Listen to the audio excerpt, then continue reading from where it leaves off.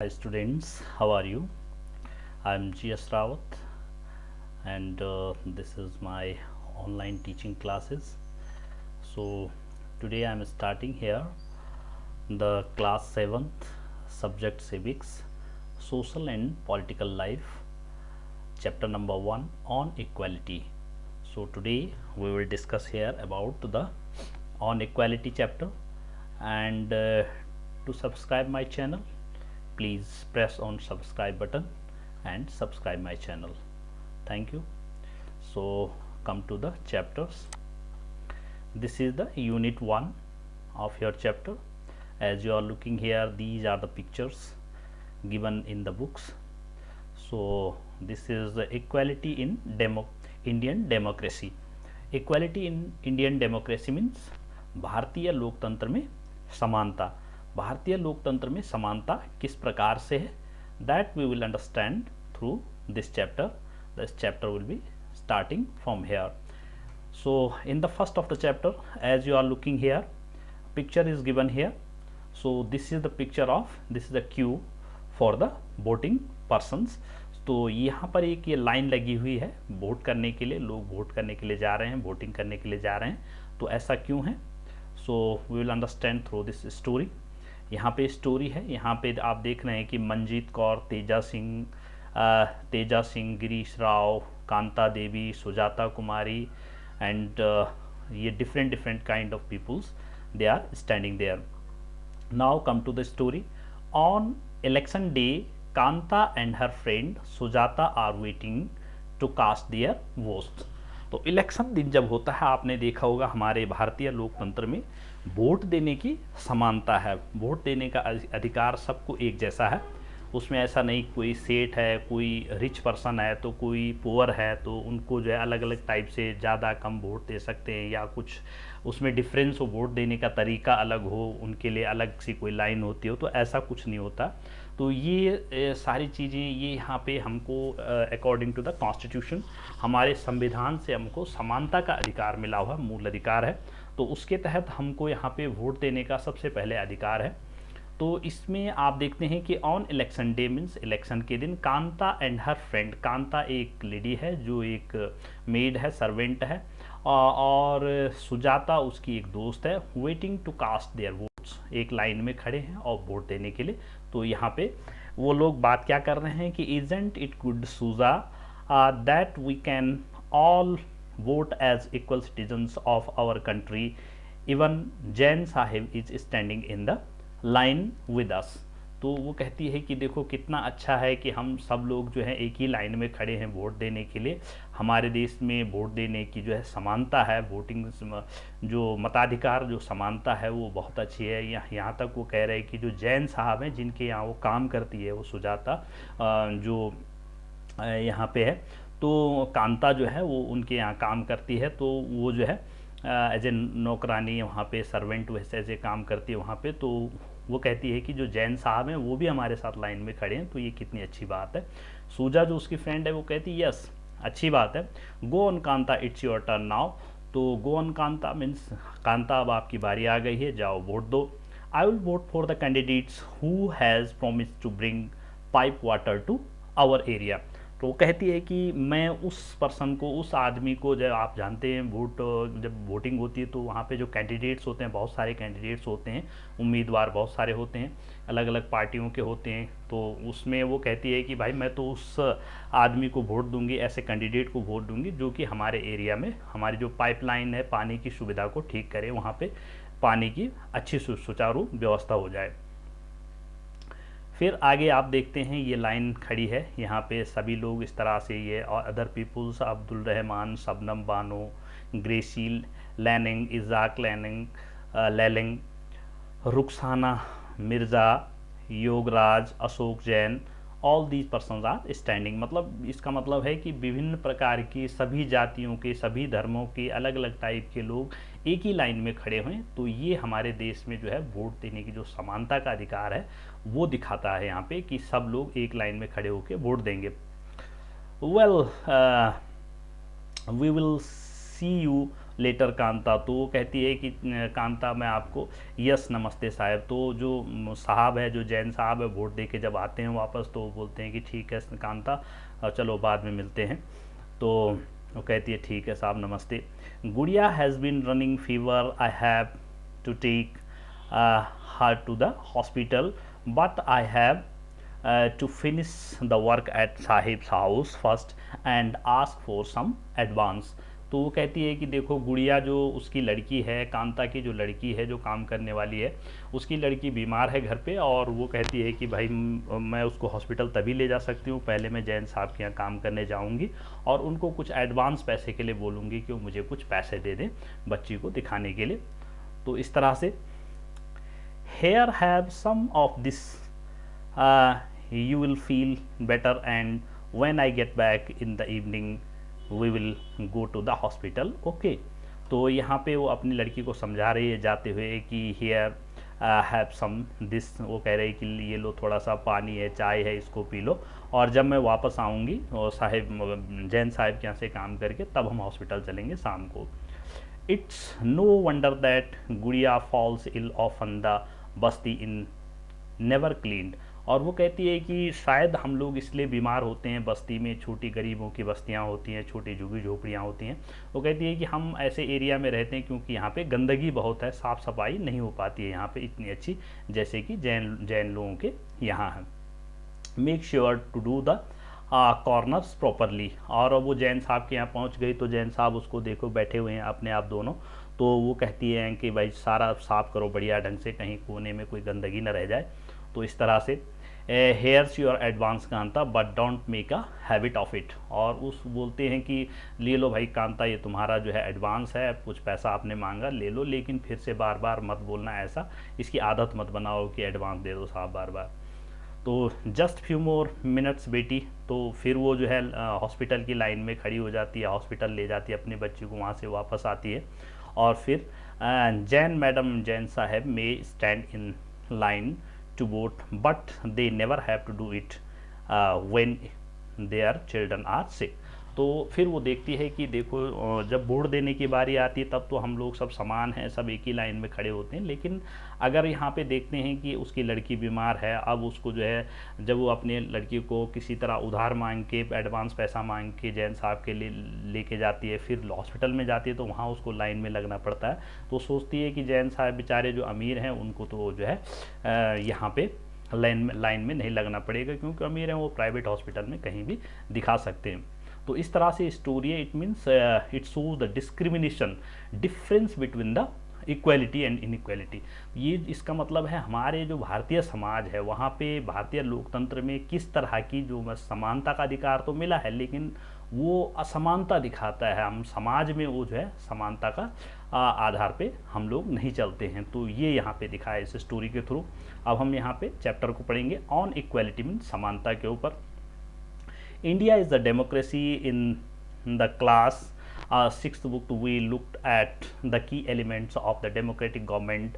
तो क्लास 6 में आपने देखा होगा जो डेमोक्रेटिक लोकतंत्र, भारतीय लोकतंत्र है, लोकतांत्रिक शासन जो होते हैं, जो शासन होता है वो किस तरह का होता है, वहाँ पे क्लास 6 में बताया गया है।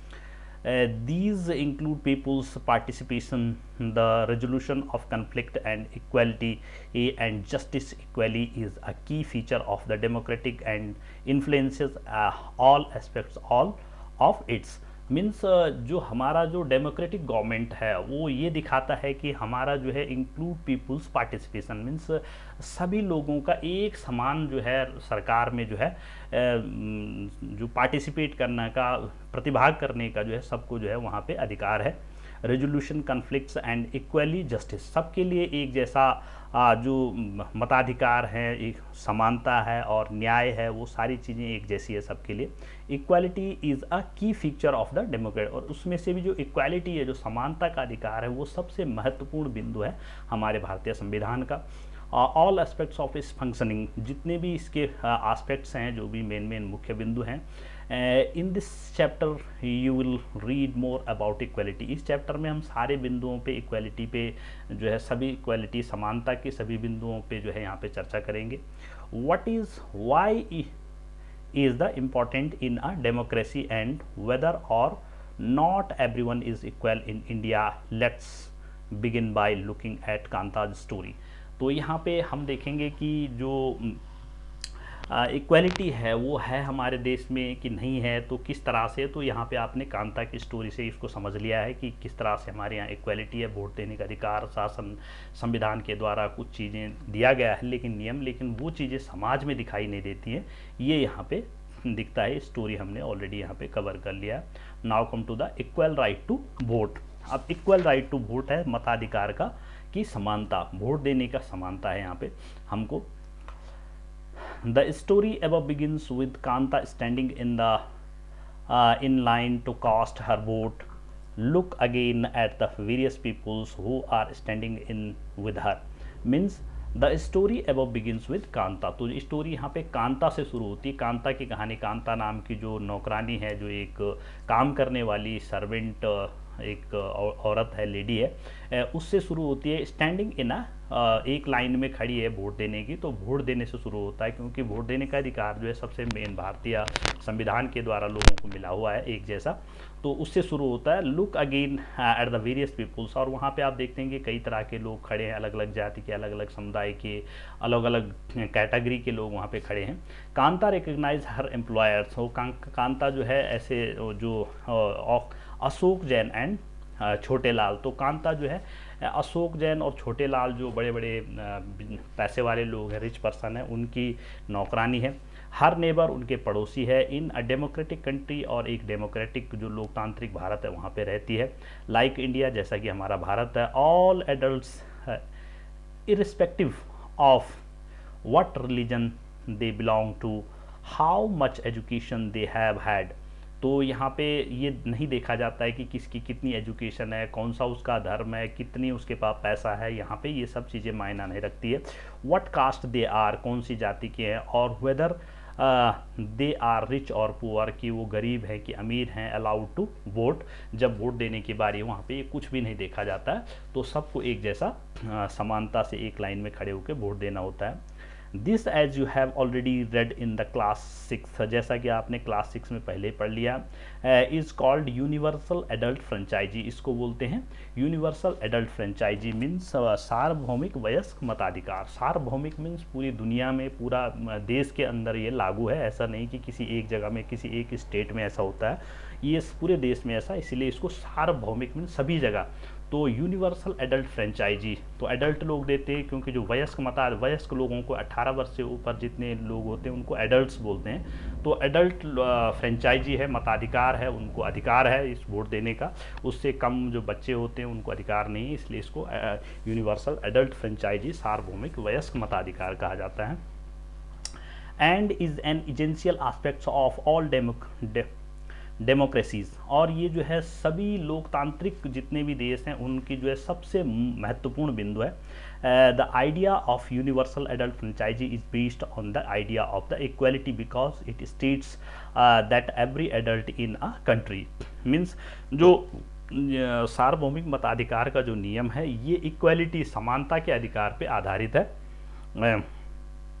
Irrespective of their wealth and the communities he belongs to has one vote. Kanta is excited to vote and happy that she is equal to all of the others because each of them has one vote. तो इस तरह से आपने कांता को भी देखा यहाँ पे कि वो भी उस लाइन में खड़ी है, जैन साहब हर तरह के लोग हैं, तो वो बड़ी एक्साइटेड है, उसको बड़ी खुशी हुई कि सारे लोग एक साथ वोट दे रहे हैं। तो ये हमारे देश में एक बहुत अच्छी खूबी है, समानता का अधिकार है। लेकिन but as her day goes on, Kanta becomes less certain about what this equality really means. लेकिन जैसे ही वो दिन ख़त्म होता गया, जब वो शाम को घर गई, जैन साहब के यहाँ काम करने गई, तब आपने देखा उसके साथ कैसा वो फील हो रहा था उसको, कैसा उसने समाज में किस तरह से उसकी स्थिति है। तो ये जो है ये नहीं शो करता है कि हमको जो समानता का अधिकार है वो मिला हुआ है। What is it that makes Kanta unsure? अब ये क्या है जो कांता को जो है भ्रम में डाल रहा है, जिससे कांता श्योर नहीं हो पा, निश्चित नहीं हो पा रही कि भाई इक्वालिटी है कि नहीं है, तो उसको कंफर्म नहीं हो पा रहा। Let's take a look at a day in her life. She lives in a slum and has a drain behind her house.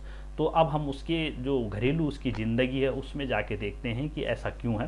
तो she lives in a slum and, तो स्लम मीन्स जो है जो गंदी बस्तियां होती हैं जहाँ पे छोटे लोग झुग्गी झोपड़ियाँ होती हैं उसको स्लम एरिया बोलते हैं। तो स्लम एरिया में रहती है, ड्रेन बिहाइंड हर हाउस, और उसके घर के पीछे जो है गंदी नाली का जो वो नाला जो है पानी का जो सीवर नाला होता है वो उसके घर के पीछे से होकर गुजर रहा है। Her daughter is sick because but she can not take the day off from work because she needs to borrow money. लेकिन देखा आपने कि उसकी लड़की जो है बीमार है, लेकिन वो जो है छुट्टी नहीं कर सकती फिर भी, क्योंकि उसको जो है उधार लेना है पैसा अपने मालिक से, और इसलिए वो काम पे जाती ही है। From her employers to take her child to the doctor, ताकि वो अपनी जो है बच्ची को जो है डॉक्टर के पास ले जा सके। Her job as a domestic help tires her out, and finally she ends her day by again standing in a long line। और आपने देखा कि इस तरह से वो जो है दिन भर थक थक करके जब आ जाती है पूरा काम करने के बाद, तब वो जो है फिर जब उसने अपनी लड़की को हॉस्पिटल ले गया तो वहाँ भी वो लाइन में खड़ी हो गई। This line in front of the government hospital, और ये गवर्नमेंट हॉस्पिटल में होती है, सरकारी अस्पतालों में, is unlike the one in the morning because most of the people standing in it are poor. और इस तरह से सिर्फ कांता ही नहीं है, वहाँ पे जितने भी लोग खड़े होते हैं सरकारी हॉस्पिटल में इलाज कराने के लिए जाते हैं जिनकी ऐसी कंडीशन है, वो सारे लोग गरीब परिवार के ही अधिकतर होते हैं, क्योंकि जो अमीर होते हैं वो तो प्राइवेट में अलग से दिखा के तुरंत उनको लाइन में लगने की ज़रूरत नहीं होती है, तो चले आते हैं। इन this way, do you think Kanta has enough reasons to doubt whether she really is equal? List 3 reasons from the story above that might make her feel like this। तो इस तरह से आपने देखा कि क्या कांता के साथ जो है समानता हो रही है, समाज में नहीं हो रही है, तो ये आपने यहाँ पे देखा। तो इस तरह की स्टोरी आप और भी देख सकते हैं, यहाँ पे ओपीडी में खड़ी है। Now come to the next points of the chapter, other kinds of equality। अब है अन्य प्रकार की इन equality. Other kinds of equality means अन्य प्रकार की जो समानताएं हैं, तो वो देखेंगे यहाँ पे। Kanta is one of many people who live in democratic India and who have the right to vote, but whose daily living and working conditions are far from equal। तो आपने देखा कि कांता की तरह ही हमारे देश में कई तरह के लोग हैं। Kanta is one of the many peoples, mean कई लोगों में से एक है ये। इसी तरह से ये कांता की कहानी नहीं, ये बहुत सारे गरीब लोगों की कहानी है। तो हमारे जो डेमोक्रेटिक कंट्री है, जो हमारा लोकतांत्रिक भारत है, उसमें जो है वोट देने का तो सबको एक जैसा अधिकार है, right to vote, but whose daily living, लेकिन जिनकी जो है डेली इनकम जो है बहुत कम है, जिनकी कंडीशन गरीबी की हालत में जो जी रहे हैं, लेकिन वो समाज में उनको जो है एक जैसी समानता का अधिकार नहीं है। Apart from being poor people in India experience, और जिस तरह से लोग जो गरीब लोग होते हैं उनको जो क्या अनुभव होता है, इनइक्वालिटी इन डिफरेंट वेज, उनके साथ किस तरह से असमानताएं होती है अलग अलग तरीक़ों से समाज में। Let us see what this means by reading the 2 stories. अब इस तरह से हम 2 और स्टोरी के थ्रू इसको समझते हैं। बिलो और each of these is based on real incidents, और जो 2 स्टोरी हम अभी आगे पढ़ेंगे वो जो है वास्तविक घटनाओं पे आधारित है। रियल इंसिडेंट्स मीन्स वास्तविक घटनाएं in peoples lifes and reflect the different kinds of the inequalities that exist in India. और ये अलग अलग प्रकार की जो है असमानताएं दिखाती है ये दोनों स्टोरी, हमारे भारतीय समाज में किस तरह की असमानताएं फैली हुई हैं, तो ये यहाँ पे दिखाती है। One of the more common forms of the inequality in India is the caste system. और इसमें सबसे ज़्यादा क्या है, जातिवाद की जो भावना हम लोगों के अंदर है, हमारे समाज में है, वो सबसे ज़्यादा जो है मुखरित है, सबसे ज़्यादा इसका प्रॉब्लम है यहाँ पे।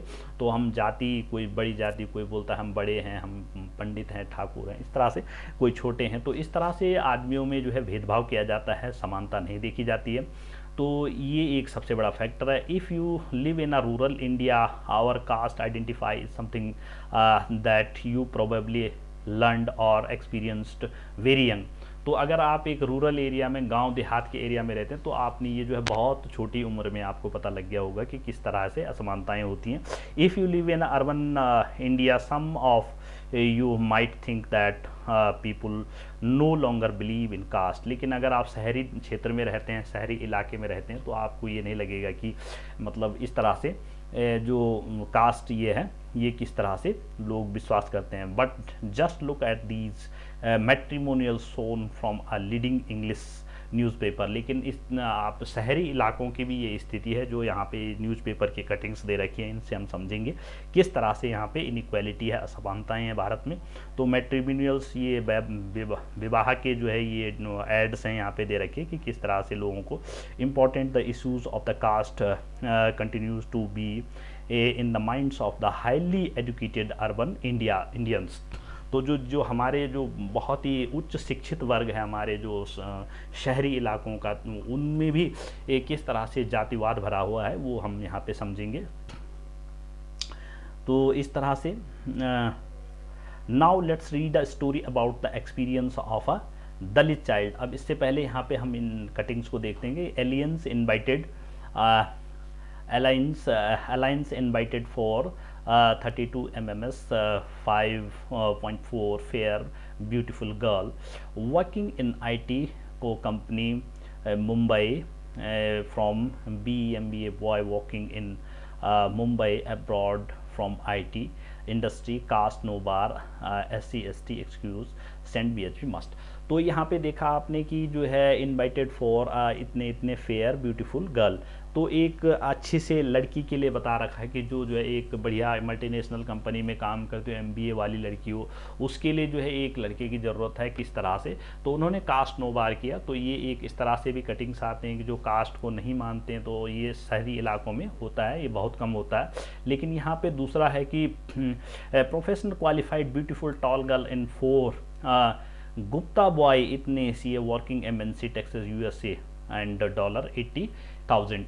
तो यहाँ पे ये देखा गया है कि अभी दूसरा ऐड यहाँ पे दे रखा है कि इसको जो है लड़की चाहिए, वेल क्वालिफाइड लड़की चाहिए फॉर गुप्ता फैमिली के लिए। तो गुप्ता दिखा रहा है कि हम गुप्ता हैं, मतलब हमारी कास्ट गुप्ता है, तो ये गुप्ता ही इनको चाहिए, दूसरा नहीं चाहिए। तो इस तरह से यहाँ पे जातिवाद दिखा रहा है, जबकि हाईली क्वालिफाइड है और ये मल्टीनेशनल कंपनी में काम करता है यहाँ पे। तो इस तरह से डिफरेंस है। तमिल ब्राह्मण, अब ये दूसरे ने लिखा है यहाँ पे, फिर दूसरा ये शादी के लिए दे रखा है यहाँ पे पेपर में, तो इंग्लिश पेपर में दिया हुआ रहता है इस तरह से। तमिल ब्राह्मण, तमिलनाडु ब्राह्मण अयंगर ग्रूम 1981 बॉर्न, ये नाथुवल्पा गौत राम स्वाति स्टार, इस तरह से।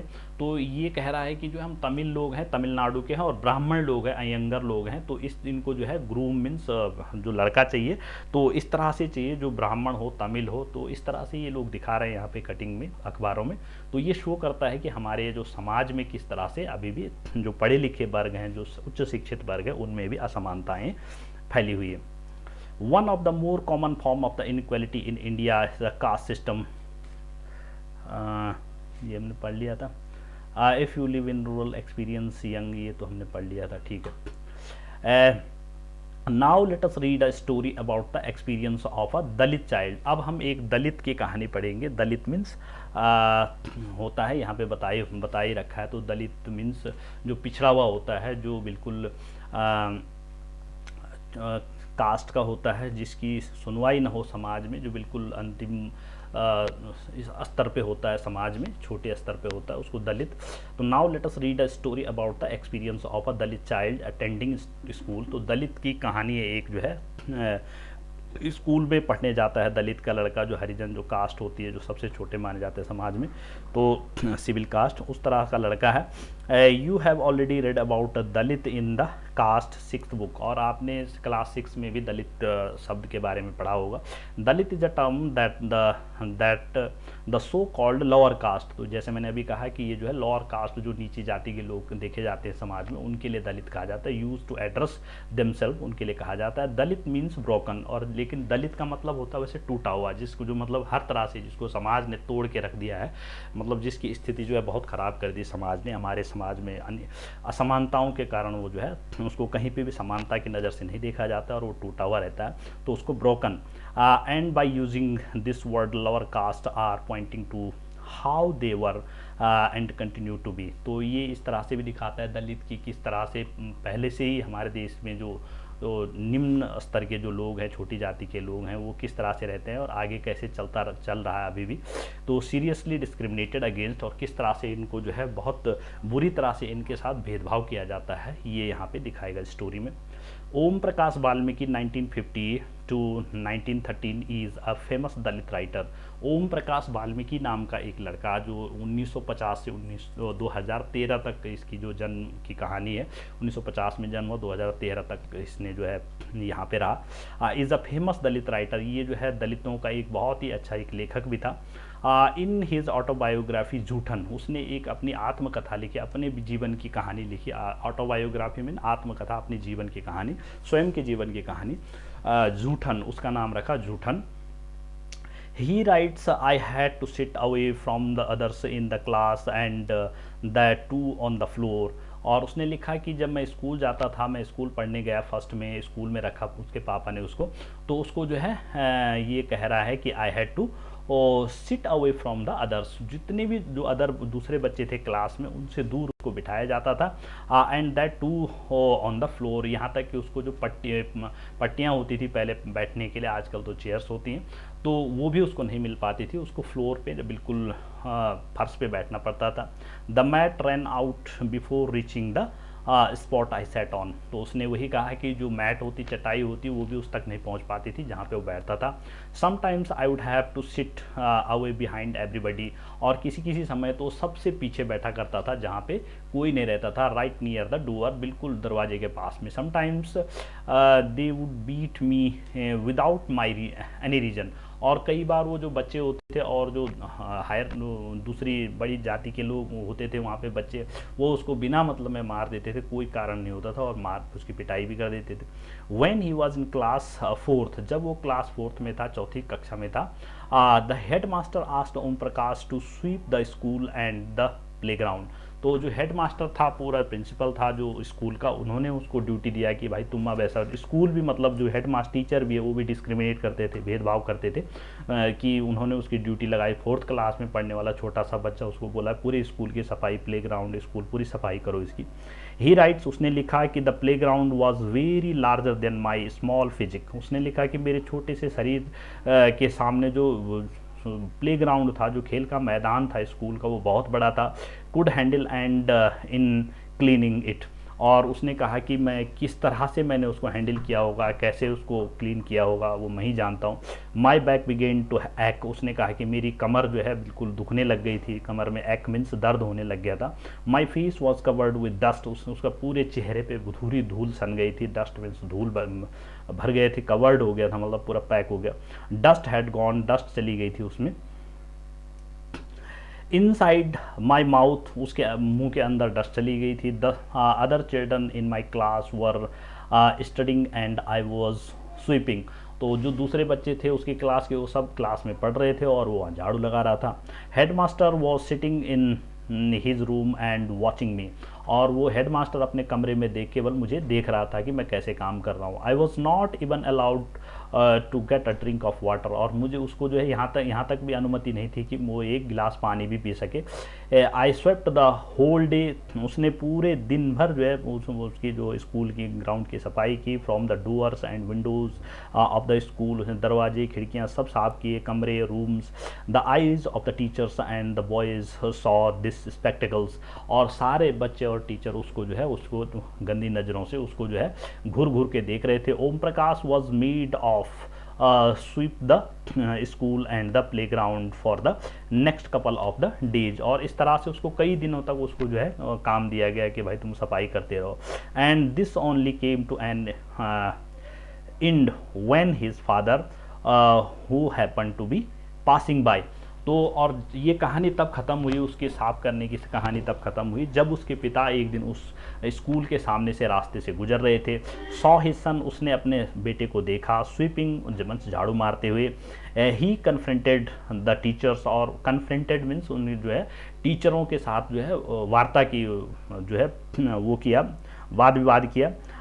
And then walking away from the school holding Om Prakash hand, और उसने अपने लड़के का हाथ पकड़ के सीधे स्कूल से चला गया, उसने अपने बच्चे को स्कूल से ले गया।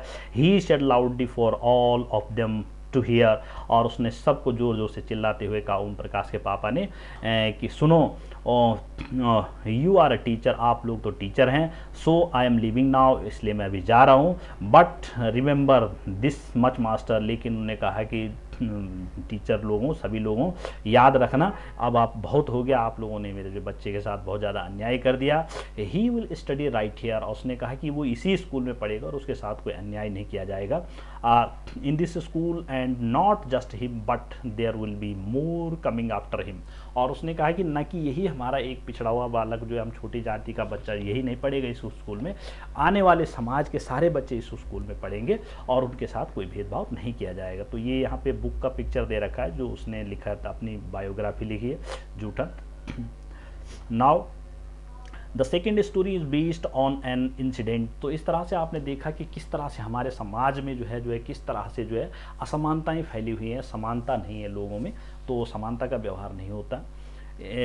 The second story is based on the incident that took place in one of the India's larger cities and is common practice in most parts of the countries। तो यहाँ पे दूसरी स्टोरी भी इसी तरह से जो हमारे देश के ज़्यादातर पार्ट्स में से अधिकतर हिस्सों में होती है। It is story about mister and Mrs Ansari, और ये एक मिस्टर और मिसेस जो है श्रीमती अंसारी जी की हैं। तो अंसारी जी करके कोई हैं, उनकी स्टोरी है, रहे होंगे कोई लोग, तो उनकी स्टोरी यहाँ पे है। Of the country it is story Ansari looking to rent an apartment in a city, और वो किराए पे कोई अपार्टमेंट जो है कमरा लेना चाह रहे हैं कहीं पे शहर में। तो उसकी कहानी है, they had the money and so paying the rent was no problem, और उनके पास पैसा है, वो खूब पैसे वाले हैं, और वो किराए देने के लिए कोई भी उनको कमरा मिल जाए अच्छा से अच्छा तो वो किराए देने के लिए तैयार है, किराए की कोई प्रॉब्लम नहीं उनके पास। लेकिन they went to a property dealer to help to find a place, और वो एक प्रॉपर्टी डीलर के पास गए। प्रॉपर्टी डीलर होते हैं नीचे शहरों में जो कि इस तरह से काम कराते हैं, घर खरीदना हो, कमरे लेने हो कहीं पे, तो इस तरह से हेल्प करते हैं। तो प्रॉपर्टी डीलर के पास गया और उससे उनने कहा कि भाई हमको कमरा दिलाओ। The dealer informed them that he knew about a quite few apartments, और डीलर ने कहा कि भाई ठीक है, मैं कुछ अपार्टमेंट्स को जानता हूँ, कुछ जगहों को जानता हूँ जहाँ पे कमरे खाली हैं, that were available for rent, और जो कमरे किराए के लिए हैं। They visited the first apartment and the Ansari like it very much, और जैसे वो पहले अपार्टमेंट में गए, पहले ही उन जगह उनको जो कमरा मिला उनको बहुत अच्छा लगा मिस्टर और मिसेस अंसारी को, and decided to take it, और उन्होंने निर्णय कर लिया कि हम इसको किराए पे ले लेते हैं। However when the landlady found out their names, लेकिन जैसे ही जो वहाँ की जो मालकिन थी, लैंडलेडी मीन्स जो मालकिन थी वहाँ की ज़मीन की, घर की मालकिन थी, उसने उनके नाम सुने, सी मेड एन एक्सक्यूज, उसने एक बहाना बनाना शुरू कर दिया, about how she could not rent the house to someone, उसने कहा कि हम जो है किसी को घर इसलिए नहीं दे सकते हैं कि हु एट मीट, बिकॉज जो मीट खाते हैं, मीट मांस खाते हैं, the building did not have any non vegetarian residents, उसने कहा कि यहाँ पे कोई भी मीट मांस खाने वाला जो नॉन वेजिटेरियन है वो कोई भी आदमी ऐसा नहीं है जो यहाँ पे रहता हो।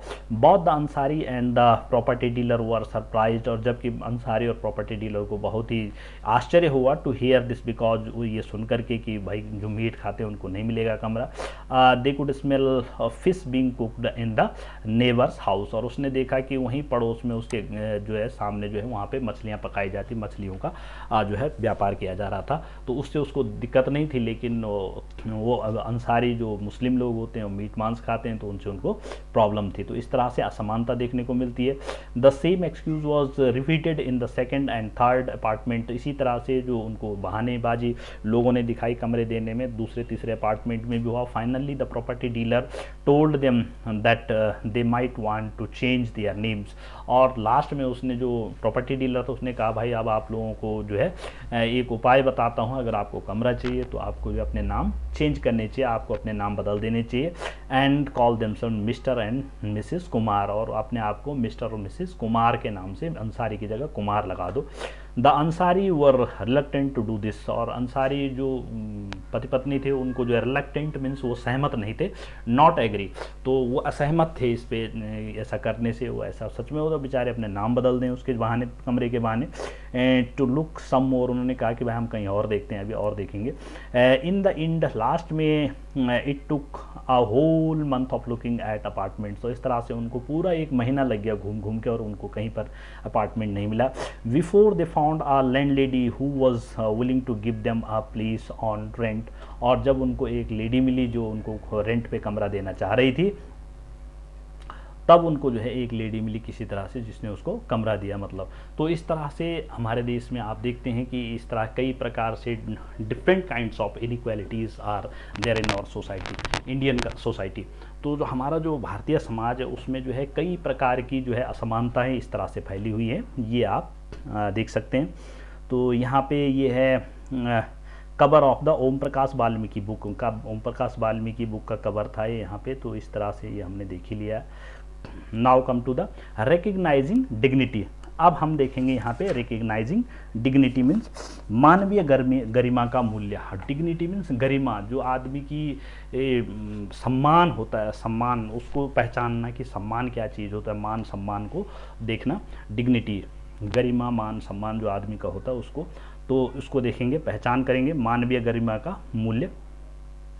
You have understood by now that the caste we are born into, the religions we practice, the class background we come from, whether we are male or female, these are often things that determine why some people are treated unequally। तो इस तरह से आपने देखा chapter में कि you have understood, आपकी समझ में आ गया होगा कि कास्ट सिस्टम, जो सबसे पहले जातिवाद की जो भेदभाव की जो भावना है उसके कारण हमारे यहाँ असमानता होती है समाज में बहुत ज़्यादा। रिलीजन धार्मिक कारण से होती है, धर्म के कारण पे होती है, कोई हिंदू मुस्लिम, कोई बोलते हैं हम ये हम बड़े हैं छोटे हैं। द क्लास बैकग्राउंड, और हम गरीब घर के हैं, गरीबी अमीरी के कारण भी होता है। Whether they are the male female, और लड़की लड़के में भी अंतर किया जाता है कई जगहों पे। तो these are the often things, ये जो है मेन चीज़ें हैं जिनके कारण हमारे जो समाज में है बहुत ज़्यादा असमानताएं फैली हुई हैं। Om Prakash Valmiki and the Ansari are being treated unequally on the basis of the different caste and religion. Om Prakash Valmiki और जो कांता है, आपने देखा कि उनकी जो कास्ट सिस्टम, जातिवाद, जाति और उनकी जो धर्म की जो स्थिति थी उसके कारण उनके साथ किस तरह से भेदभाव हुआ है। When persons are treated unequally, their dignity is violated। तो जब किसी भी आदमी के साथ जो है असमानता से व्यवहार किया जाता है समाज में, तो उसके मान सम्मान को ठेस पहुँचती है। वायलेटेड मीन्स ठेस पहुँचना, उसको जो है एक झटका लगता है, उसको दुख होता है मतलब, तो उसके साथ जो है एक वायलेशन होता है, हिंसा होती है।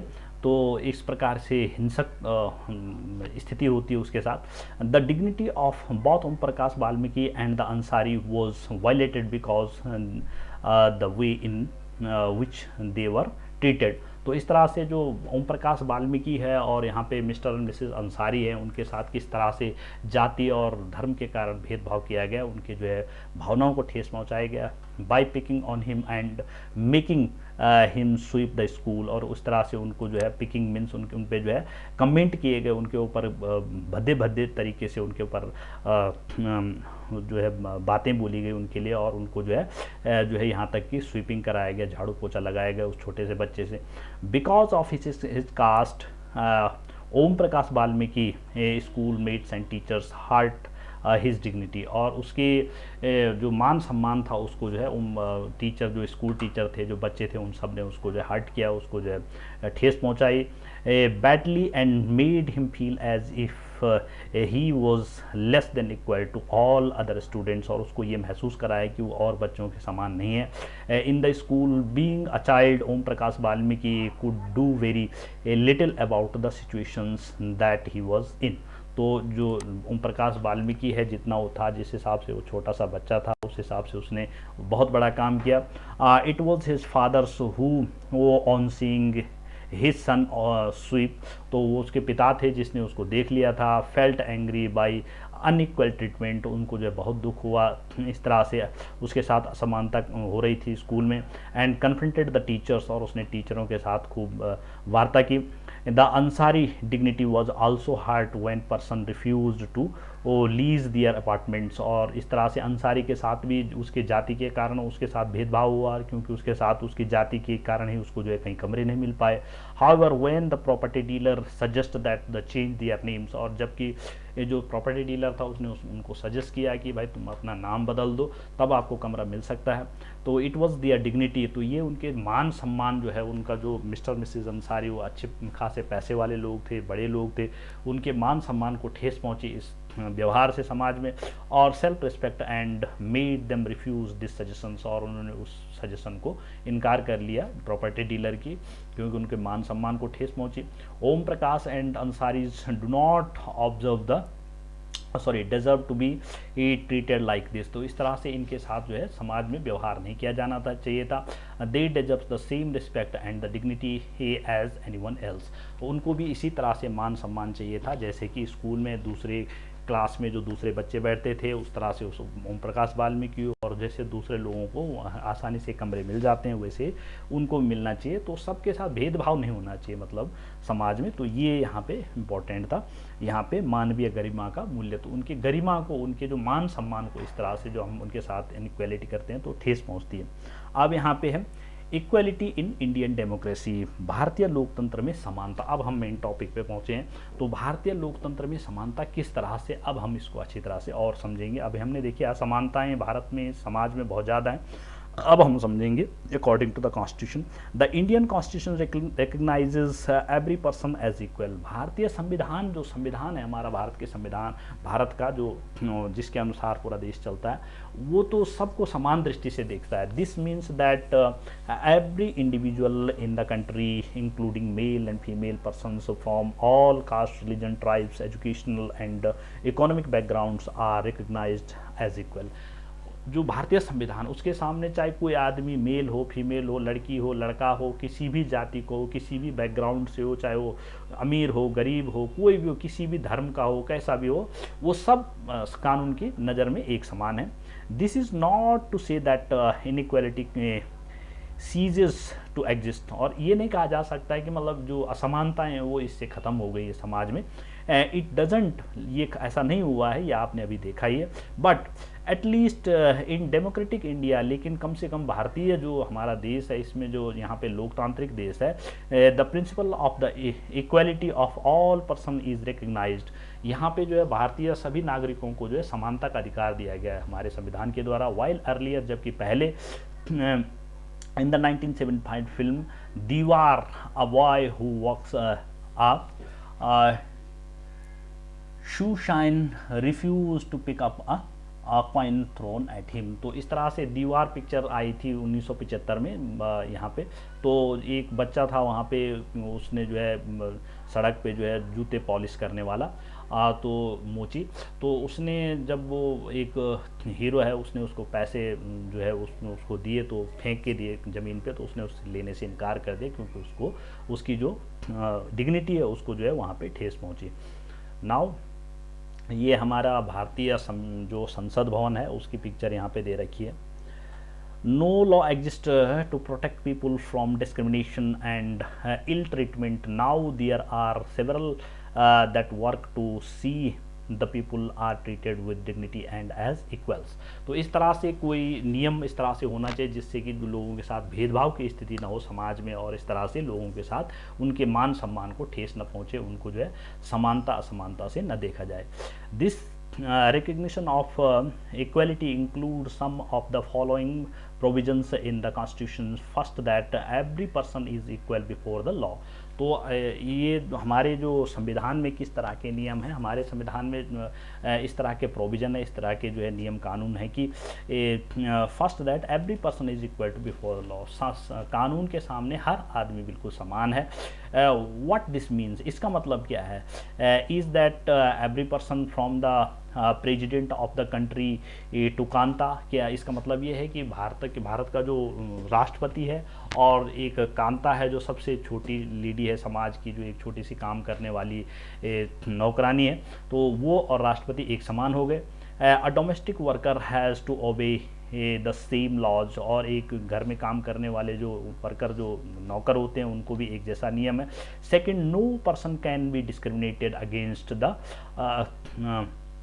Against on the basis of their religion, और कोई भी आदमी के साथ जो है उसके रिलीजन मतलब उसका जो धर्म है उसके आधार पे भेदभाव नहीं किया जाना चाहिए। रेस, जाति के आधार पर, कास्ट, उपजाति के आधार पर, प्लेस ऑफ बर्थ, उसके जन्म के आधार पर, मतलब कोई ऊंचे घराने में जन्म हुआ, नीचे घराने में जन्म हुआ, इस तरह से उसके साथ भेदभाव, और वेदर दे आर फीमेल और मेल, और वो लड़की है लड़का है, इस तरह से किसी के साथ भी भेदभाव नहीं किया जाना चाहिए, ऐसा हमारे संविधान में नियम है। Third, every person has access to all public places including playground, hotel, shop and markets, और कोई भी आदमी कहीं पे भी जा सकता है हमारे देश में। ऐसा नहीं कि चाहे कोई खेलने का मैदान हो, होटल हो, दुकान हो, मार्केट हो, बाजार हो, हर जगह हर आदमी जा सकता है। ऐसा नहीं कि कोई अमीर आदमी कहीं पे जाएगा, हर आदमी हर जगह जा सकता है। All persons can use publicly available wells, और समाज में जो कुछ भी अवेलेबल है, उपलब्ध है, वो सब आदमी सभी उसका उपयोग कर सकते हैं। Roads, bathing ghats, fourth, untouchability has been abolished, और इस तरह से जो सड़कें हैं, जो घाट हैं, जहाँ पे जो है शमशान होते हैं, फोर्थ होते हैं, एंड इस तरह से जितनी भी जगहें हैं, चौराहे हैं, मतलब जहाँ पे वो सारी जगहों पे सब आदमी एक समानता से जा सकते हैं। अनटचेबिलिटी मतलब जहाँ पे छुआछूत को जो है बिल्कुल जो है संविधान से उसको एबॉलिस्ड मीन्स ख़त्म कर दिया गया है। छुआछूत भी नहीं है कि कोई छोटा बड़ा, पहले ज़माने बहुत होता था, छोटे लोग जो कास्ट के लोग होते थे उनके साथ जो है बहुत ज़्यादा छुआछूत के जो है बड़ा मामले थे, तो वो भी ख़त्म कर दिया गया। The two ways in which the government has tried to implement the equality that is guaranteed in the constitution is first through laws and second through government। तो दो चीज़ें हैं जिसके द्वारा जो है जो इक्वालिटी है, जो समानता का अधिकार है, उसको जो है समाज में लागू किया जाता है। पहला चीज़ है जो कॉन्स्टिट्यूशन, जो हमारा संविधान है, और दूसरा वो सरकार है। तो सरकार के गवर्नमेंट प्रोग्राम्स, सरकारी प्रोग्राम, सरकारी कार्यक्रम होते हैं कई ऐसे जिनके द्वारा इन स्कीमों को चलाया जाता है। और पहला चीज़ है संविधान, जिस पे जहाँ पे नियम बना हुआ है, और schemes to help disadvantages communities, और जो छोटी जाति के लोग हैं जिनके साथ भेदभाव किया जाता है, उनके लिए कुछ इस तरह से स्कीमें बनाई जाती है ताकि उनके साथ भेदभाव न किया जाए सरकार के द्वारा। There are several laws in India that protects every person's right to be treated equally, और इस तरह के बहुत सारे नियम हैं हमारे संविधान के द्वारा बनाए गए हैं जिससे द्वारा किसी भी आदमी के साथ भेदभाव न किया जाए समाज में। इन एडिशन टू लॉज, और यहाँ संविधान के साथ साथ द गवर्नमेंट हैज़ आल्सो, जो सरकार है वो भी set up several schemes to improve the lives of the communities and individuals who have been treated unequally for several centuries। और जो छोटी जातियाँ जो कई शताब्दियों से, कई 100 सालों से जिनके साथ भेदभाव किया जाता रहा है और आज भी किया जा रहा है, उनके लिए बहुत सारे नियम बनाए गए संविधान के द्वारा जिससे उनके साथ जो है भेदभाव ना हो। These schemes are to ensure greater opportunities for people who have not had this in a past, और उनके लिए संविधान में या जैसे नौकरियों में कई जगह पे बहुत सारी छूट होती है जिससे उनको जो है अपॉर्चुनिटीज़, जो अवसर होते हैं पदों पे पहुंचने के, अच्छी जगहों पे पहुंचने के लिए, अपने आप को प्रूव करने के कि भाई हम भी ये समानता के, जैसे आप आजकल देखते हैं सारे जो जिनको लोअर कास्ट पहले ज़माने कहा जाता, आजकल बड़े बड़े ऑफिसर्स होते हैं, बड़े बड़े अच्छे पदों पे होते हैं।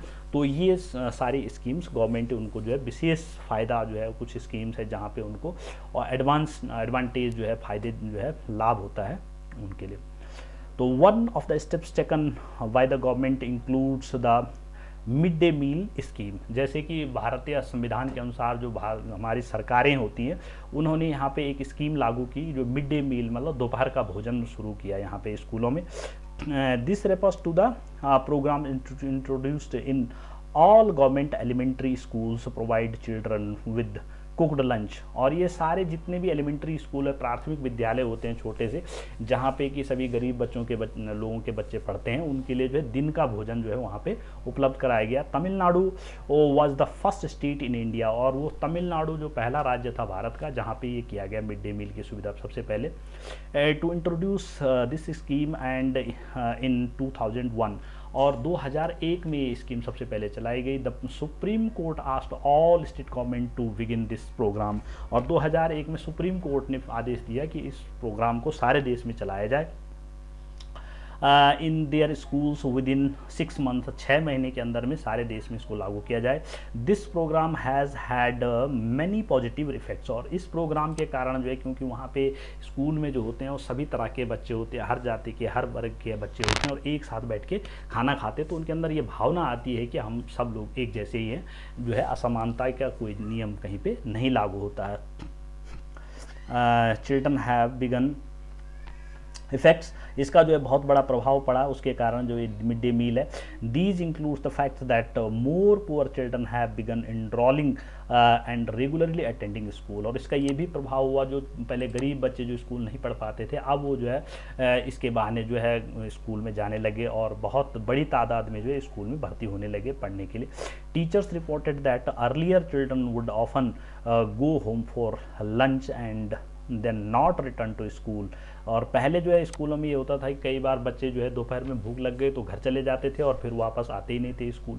But now with the mid day meal begin provided in school, और जब से जो है मिड डे मील की सुविधा हुई स्कूल में, देयर अटेंडेंस हैज़ इम्प्रूव्ड, उनकी जो अटेंडेंस है, उपस्थिति जो है बहुत ज़्यादा इम्प्रूव हो गई है, बहुत ज़्यादा बच्चे रहने लगे स्कूल में। Their mothers who earlier had to interrupt their works to feed their children at home during the day, और उनकी माताएं भी उनके कारण जो है परेशान रहती थी उनको घर में खाना देने के लिए दिन में।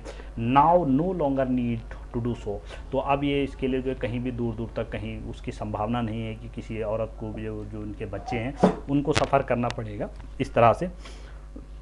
This program has also helped reduce caste prejudices because children of all caste in the school eat this meal together, और इससे जो कास्ट सिस्टम, जो हमारे जातिवाद की जो भावना है, उसमें भी कमी आ रही है धीरे धीरे, क्योंकि सारे बच्चे जो है स्कूल में जो है कहीं भी अलाउड नहीं कि जो छोटी कास्ट का लड़का है वो अलग जाके खाना खाए, वहाँ पे एक साथ बैठ करके सबको खाना खाना होता है। तो ये भावना भी धीरे धीरे समाप्त हो रही है सब लोगों में, बच्चों में। And in quite a few places Dalit movement have been employed to cook the meals, और कई कई जगहों पे तो ऐसा है कि जो खाना बनाने वाली है स्कूल में वो दलित जो है सिविल कास्ट के ही लोग होते हैं।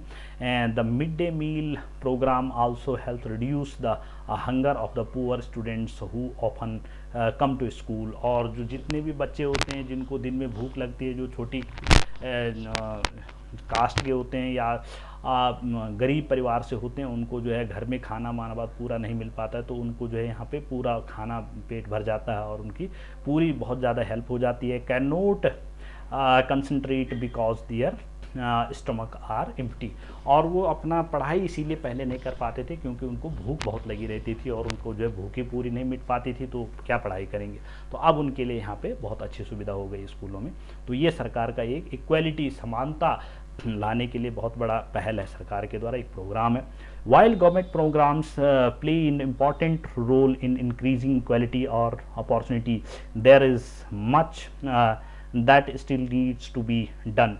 तो इसी तरह से कई प्रोग्राम हैं जिनको चलाया जाना चाहिए गवर्नमेंट की। जो while the mid day meal programmes has helped increase the enrolment and attendance, जिससे जो है ये मिड डे मील जैसा प्रोग्राम है जिससे जो है बहुत ज़्यादा हेल्प हुई स्कूलों में बच्चे बढ़ने में और उनके स्थिति को ठीक करने में। पुअर चिल्ड्रंस इन स्कूल, जो गरीब बच्चे स्कूल में, there continues to be a big differences in our country, तो इस तरह से उनमें बहुत बड़ा अंतर आ गया अब उनके जीवन में पूरे देश में। Between schools that the rich attendants and those that poor attends, तो जिसमें जो है गरीब हो चाहे अमीर हो सभी वर्ग के लोग जो हैं बराबर जो है अब अटेंडेंस स्कूल जाने लग गए हैं, स्कूल पढ़ने लग गए। Even today there are several schools in the country in which Dalit childrens like Om Prakash Valmiki are discriminated against and treated unequally, और आज भी ऐसे कई स्कूल हैं जहाँ पे जैसे ओम प्रकाश वाल्मीकि के साथ जो है व्यवहार किया गया था, ऐसा कई जगह किया जाता है, लेकिन अब ये धीरे धीरे समाप्त हो रहा है।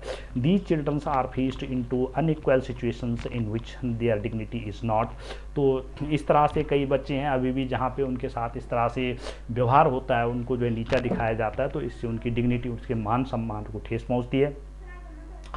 Respected This is because people refuse to think of them as equal even though the law requires it. और इस तरह से उनको जो डिग्निटी, उनकी जो मान सम्मान उसको ठेस पहुंचती है, तो उससे जो है ख़त्म करने के लिए यहाँ पे जो हमको आज ज़रूरत है कि इस तरह के प्रोग्राम्स को चलाया जाए, जिससे जो है समानता है समाज में और असमानता खत्म हो जाए।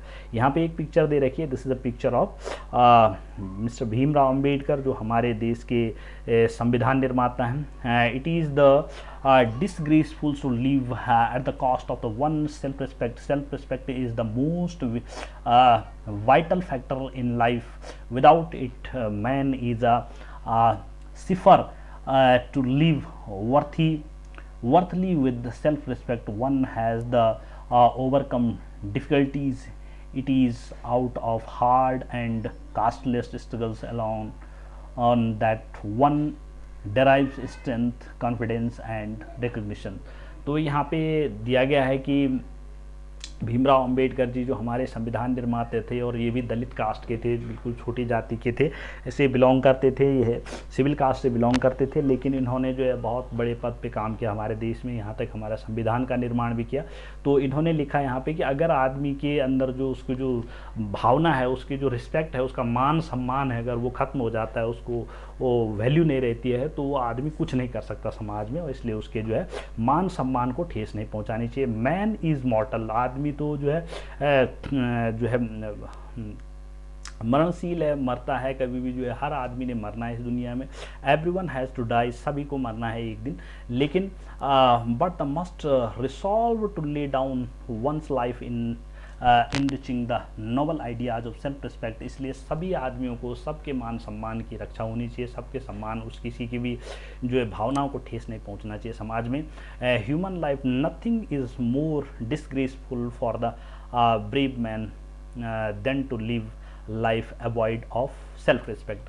लेकिन कोई भी बहादुर से बहादुर आदमी है और उसके लिए कुछ भी असंभव नहीं है समाज में करना, लेकिन अगर उसको जो है उसके भावनाओं को ठेस पहुंचाया जाए, तो उसके साथ उसकी मान सम्मान को ठेस पहुंचती है, तो वो वहाँ पे टूट जाता है। तो इसलिए भीमराव अंबेडकर जी ने कहा कि किसी भी आदमी के साथ भेदभाव ना हो, छोटी जाति को, बड़ी जाति को, किसी भी स्तर पे हो, तो इसलिए समानता का अधिकार लाया गया है यहाँ पे।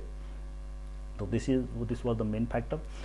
One of the main reason for this is the attitudes change every slowly. तो इस तरह से जो है लोगों का जो एटीट्यूड है, जो दृष्टिकोण है, एटीट्यूड मीन्स दृष्टिकोण, देखने का नज़रिया लोगों का धीरे धीरे बदल रहा है। इवन दो वो persons are aware that discrimination is against the law, or they continue to treat peoples unequally on the basis of their caste। और अभी भी आपने देखा कि समाज में हालांकि अभी भी ये चीज़ें हैं जहाँ पे लोगों के साथ भेदभाव किया जाता है जाति के आधार पर, कास्ट, रिलीजन, डिसेबिलिटी, उनकी किसी तरह से अपंगता के आधार पर, इकोनॉमिक स्टेटस, उनकी आर्थिक स्थिति के आधार पर, and because they are woman, और लड़की लड़का के आधार पर भी उनके भेदभाव होता है समाज में। It is only when people begin to believe that no one is inferior, लेकिन जब लोगों को विश्वास होने लगे कोई भी छोटा नहीं है, and that every person deserves to be treated with dignity, और हर आदमी के साथ मान सम्मान से व्यवहार किया जाना चाहिए, धीरे धीरे ये परिवर्तन हो रहा है। That present attitudes can change establishing equality is a democratic society. और इस तरह से धीरे धीरे जब ये चेंज होगा, तब पूरी तरह से एक लोकतांत्रिक समाज जो है हमारे भारत में बन पाएगा। Is a continuous struggle and one in which individual as well as various communities in India contribute to and you will read more about this in this book। तो इस तरह से अगर समाज का हर वर्ग, जो हर आदमी जो है इसमें अपना जो है ध्यान देगा, हर आदमी इसमें काम करेगा कि समानता की भावना सब जगह जो है समानता से व्यवहार किया जाए सबके साथ समाज में, तो ये एक बहुत अच्छा यहाँ पे पूरे समाज में बदलाव ला सकता है। और अभी इसमें आप और चीज़ें भी पढ़ेंगे। तो issues of equality in other democracies.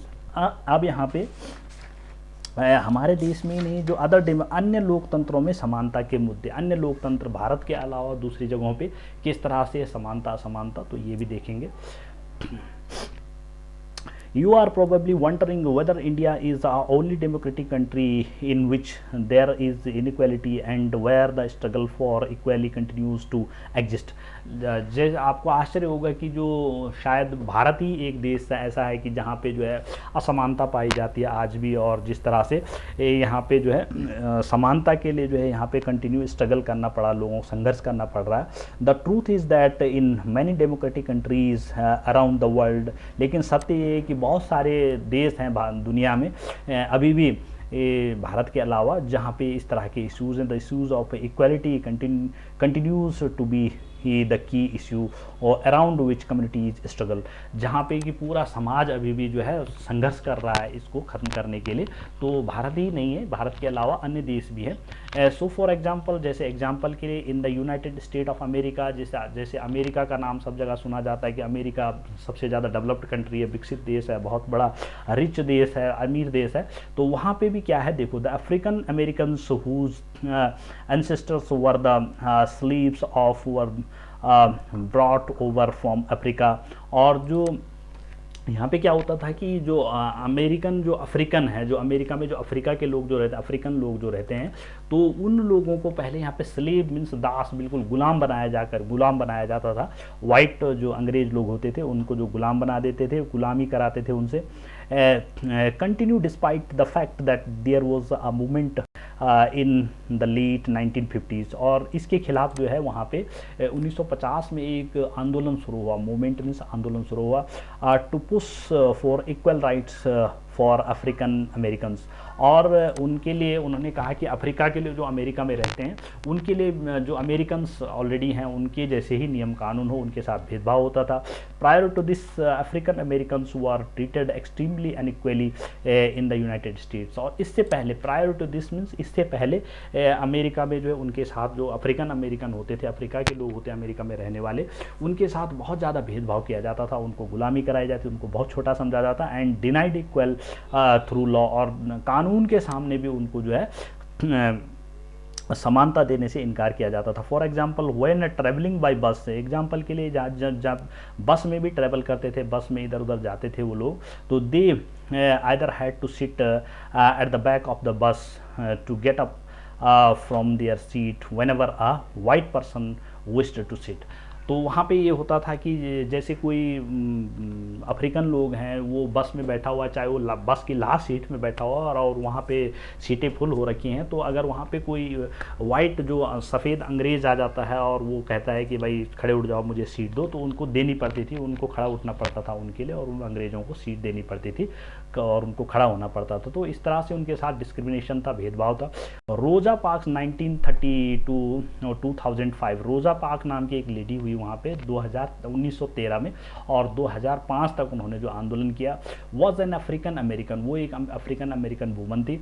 A tired from a long day at work she refuse to give up her seat on a bus to a white man. और वो दिन भर काम करने से थकी हुई थी और सीट पे बैठी हुई, उसने जो है मना कर दिया एक अंग्रेज़ के वो सीट देने से।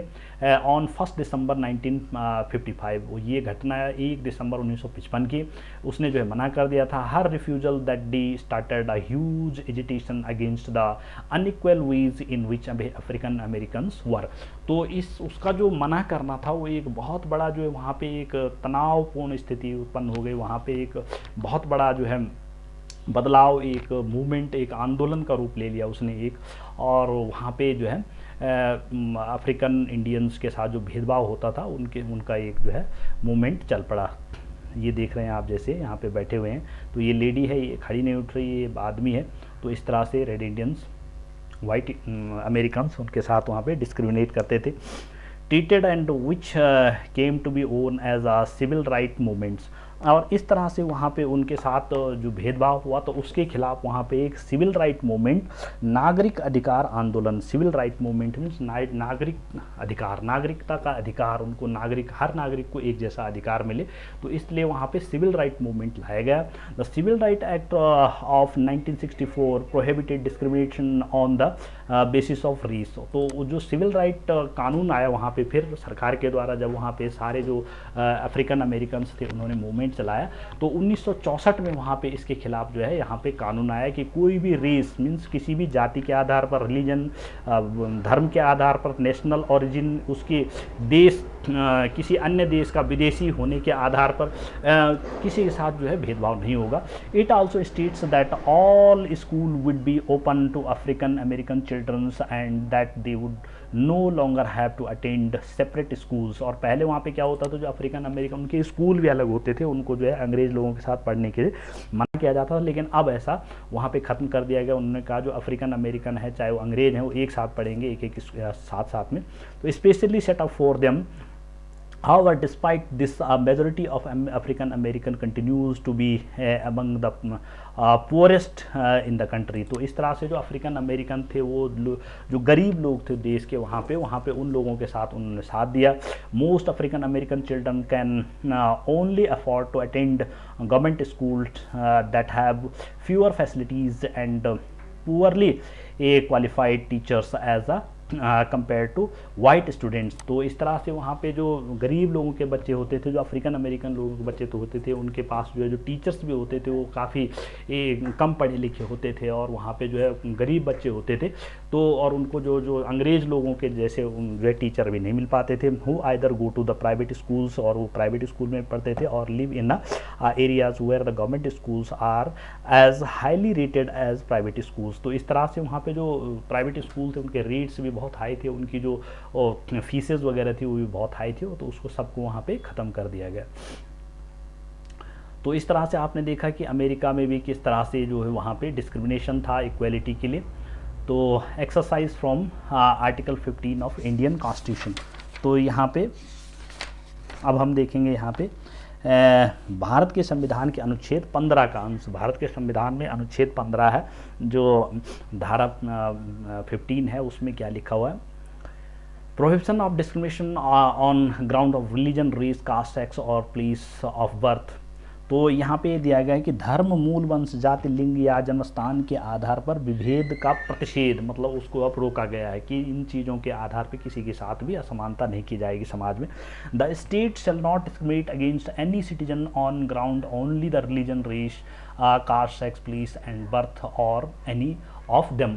तो कोई भी राज्य जो है, कोई भी राज्य देश का जो है कहीं इन सभी चीज़ों के आधार पे, धर्म, जाति और लिंग भेद के आधार पे, किसी भी जन्म के आधार पर किसी को भी छोटा बड़ा या असमानता उसके साथ नहीं कर सकता। Next is no citizen shall on ground only religion, race, caste, sex, place, birth और any of the them be subject to and disability, liability, restrictions or conditions with regard to तो इस तरह से यहाँ पे बताया कोई भी नागरिक केवल धर्म, मूल, वंश, जाति, लिंग, जन्मस्थान या इनमें से किसी भी आधार पर उनके साथ जो है क्या क्या नहीं किया जा सकता। Access to shop, public restaurant, hotels, places, public entertainments. तो जो किसी भी जाति के आधार पर, लिंग, जाति, कोई भी आदमी हो, समाज का किसी भी वर्ग का हो, वो हर आदमी हर होटल में रुक सकता है एक साथ। कोई भी आदमी कहीं पे किसी भी होटल में, रेस्टोरेंट में, हर जगह पर धरती के किसी कोने में कहीं पर भी एक साथ रह सकता है। तो ये नियम बनाया गया। और the use of the well, tanks, bathing ghats, roads and the places of the public resource maintained wholly और partly out of states funds and dedicated to the use of the general public. तो इस तरह से ये भी कहा गया है कि पूर्णतः यह भाग कुछ अंश के रूप में निधि के पोषित साधारण जनता के प्रयोग के लिए समर्पित। तो जो सरकार के द्वारा कोई भी फैसिलिटीज़ जनता के लिए बनाई जाती हैं यहाँ पे सोसाइटी में, समाज में, जैसे तालाब हैं, स्नान घाट हैं, सड़कें हैं, सार्वजनिक समागम स्थान है जहाँ पे सभी लोग जा सकते हैं, के संबंध में किसी भी निर्योग्यता, दायित्व, निर्धन या शर्त के आधार पर अधीन नहीं होगा। मतलब कोई भी जाति या बड़ा छोटा आदमी वहाँ पे नहीं, वहाँ पे सभी लोग एक साथ जा सकते हैं। तो इस तरह से यहाँ पे आर्टिकल 15 है हमारा, ये जो है धारा 15 है हमारे संविधान में, जो ये दिखाती है कि सबके साथ समानता होती है, समानता होनी चाहिए। Now come to the change of democracy, challenge of democracy. लोकतंत्र की चुनौती क्या है? अब चाहे लोकतंत्र की चुनौती यहाँ पे हमारे लिए चुनौती क्या है, यहाँ पे दिक्कत क्या है?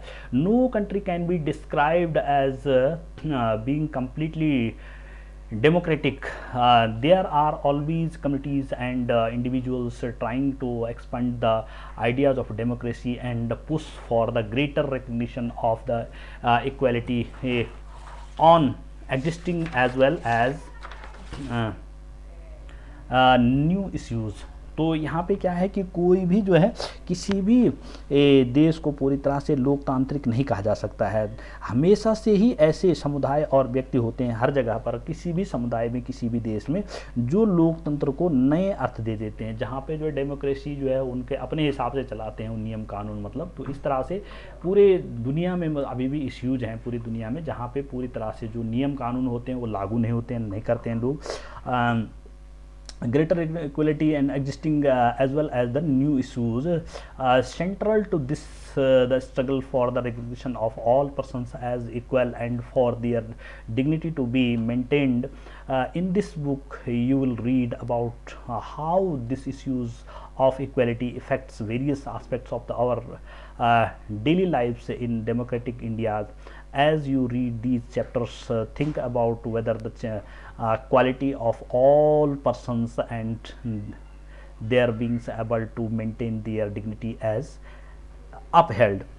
तो यहाँ पे ये देखा जाता है कि कोई भी जो लोकतंत्र है, लोकतंत्र को नए अर्थ दे देते हैं और अधिक से अधिक समानता लाने के लिए नए नए सवाल उठाते हैं। इसके केंद्र में वह संघर्ष है जो सब व्यक्तियों को समानता और समान सम्मान दिलाने का पक्षधर है। लेकिन जो इक्वालिटी का जो नियम है उससे हम ये देखते हैं कि समानता, सब में समानता आ जाए, ऐसे नहीं किसी के साथ भेदभाव हो, इससे तो समानता ही होती है हर किसी के साथ। इस पुस्तक में आप पढ़ेंगे कि इस तरह की समानता का प्रश्न भारतीय लोकतंत्र हमारे दैनिक जीवन के विभिन्न पहलुओं को प्रभावित करता है। और इन पाठों को पढ़ते हुए विचार कीजिए कि क्या सब व्यक्तियों को समानता और उनके आत्मसम्मान को ऊंचा रखने की भावना को लोग स्वीकार कर रहे हैं या नहीं कर रहे हैं। तो ये भी हमने यहाँ पे समझना है। अभी और भी चैप्टर्स में हम यहाँ पे इसके बारे में कुछ कुछ पढ़ते रहेंगे। तो इस तरह से हम यहाँ पे अपने आप को हमने समझना है और हमने चेंज लाना है, because we are the society. हम ही लोग जो सोसाइटी, आप लोग हैं, you are the childrens, you are the future of the nation. आप लोग जो हैं देश के भविष्य हैं। आप लोगों को इस तरह से समझना चाहिए कि क्या किस तरह से यहाँ पे भेदभाव समाज में होता है और हमको उस भेदभाव को अब समाप्त करना है। So in this way you have seen there are the very nice chapters and this one chapter, it is very important chapter of this book. This is the first chapter and the other chapters will be based on this chapter also. तो जो दूसरे chapters भी होंगे इस books के अंदर वो कहीं ना कहीं बेस होंगे इस चैप्टर के ऊपर। तो इसलिए इस चैप्टर को आपने अच्छी तरह से पढ़ना है, समझना है एंड लाइन टू लाइन जैसे मैंने इसको यहाँ पे एक्सप्लेन किया है इस तरह से आप इसको समझिए, इसके वर्ड मीनिंग को लर्न कीजिए, राइट डाउन करिए अपने नोटबुक में और इसको अच्छी तरह से आप learn करिए। So in the end I would like to say that please subscribe my channel also and share the videos with your friends। और अपने दोस्तों के साथ भी वीडियो को सेंड करिए। जो भी किसी भी स्कूल के आपके बच्चे, आपके दोस्त हैं, तो उनको भी आप ये वीडियो भेजिए ताकि उनको भी इस तरह से वीडियो से पढ़ करके आजकल ऑनलाइन स्टडी से सभी को इसका फ़ायदा मिले। तो thanks for all, thanks for today।